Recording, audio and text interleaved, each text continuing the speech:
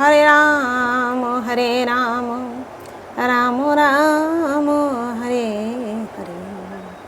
গুরু ব্রহ্মা গুরু বিষ্ণু গুরুদেব মহেশ্বর, গুরু সাক্ষাৎ পরম ব্রহ্ম তস্मै শ্রী গুরবে নমঃ। নমো ব্রহ্মণ্য দেবায় গো ব্রহ্মণ হিতায় চ জগদ্ধিতায় শ্রীকৃষ্ণায় গোবিন্দায় নমো নমঃ। জয় গুরুদেব, জয় রাধা মাধব, জয় রাধে জয় রাধে। পাঠ করছি শ্রীমদ্ ভাগবত গীতা দশম অধ্যায় বিভূতি যোগ, শ্লোক নাম্বার 4 এবং 5। বুদ্ধির জ্ঞানম সম্মোহ ক্ষমা সত্যং দম সম সুখং দুঃখং ভব ভাব ভয়ং চা ভয়মেব চ অহিংসা সমতা তুষ্টিস্তপ দানং যশো যশো ভবন্তি ভাবা ভূতানাং মত্ত এব পৃথক বিধা। বুদ্ধি মানে বুদ্ধি, জ্ঞানম মানে জ্ঞান, অসম্মোহ মানে সংশয় থেকে মুক্তি, ক্ষমা মানে ক্ষমা,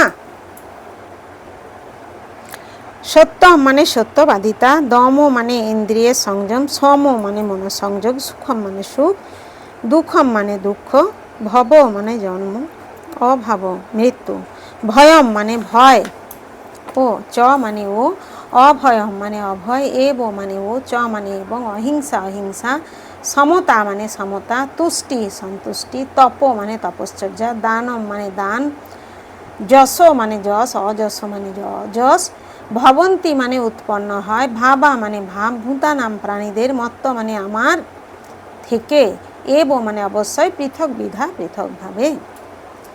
অনুবাদ: বুদ্ধি, জ্ঞান, সংশয় ও মোহ থেকে মুক্তি, ক্ষমা, সত্যবাদিতা, ইন্দ্রিয় সংযম, মনোসংযম, সুখ ও দুঃখ, জন্ম মৃত্যু, ভয় অভয়, অহিংসা, সমতা, সন্তুষ্টি, তপস্যা, দান, যশ অযশ, প্রাণীদের এই সমস্ত বিভিন্ন ভাব আমার থেকেই উৎপন্ন হয়। তাৎপর্য: জীবের সব রকম গুণাবলী, তা ভালোই হোক বা মন্দই হোক, সবই শ্রীকৃষ্ণের দ্বারা সৃষ্ট এবং সেই সম্বন্ধে এখানে বিস্তারিতভাবে বর্ণনা করা হয়েছে। যথাযথভাবে বিষয়বস্তুর বিশ্লেষণ করার ক্ষমতাকে বলা হয় বুদ্ধি এবং জড় ও চেতনের মধ্যে পার্থক্য নিরূপণ করার বোধকে বলা হয় জ্ঞান। বিশ্ববিদ্যালয় থেকে প্রাপ্ত সাধারণ জ্ঞান জড় বিষয়ের উপর প্রতিষ্ঠিত এবং তাকে এখানে জ্ঞান বলে স্বীকার করা হচ্ছে না। জ্ঞানের অর্থ জড় ও চেতনের মধ্যে পার্থক্য উপলব্ধি করা। আধুনিক শিক্ষা ব্যবস্থায় চেতন সম্বন্ধে কোনো রকম জ্ঞানই প্রাপ্ত হওয়া যায় না। সেগুলি কেবল জড় উপাদান ও জড় দেহের প্রয়োজনের ভিত্তিতেই প্রতিষ্ঠিত। তাই কেতাবি বিদ্যা অসম্পূর্ণ। অসম্মোহ অর্থাৎ সংশয় ও মোহ থেকে মুক্তি তখনই লাভ করা সম্ভব যখন দ্বিধামুক্ত হয়ে অপ্রাকৃত দর্শন সম্বন্ধে উপলব্ধি লাভ হয়। ধীরে ধীরে কিন্তু সুনিশ্চিতভাবে তখন মোহ থেকে মুক্ত হওয়া যায়।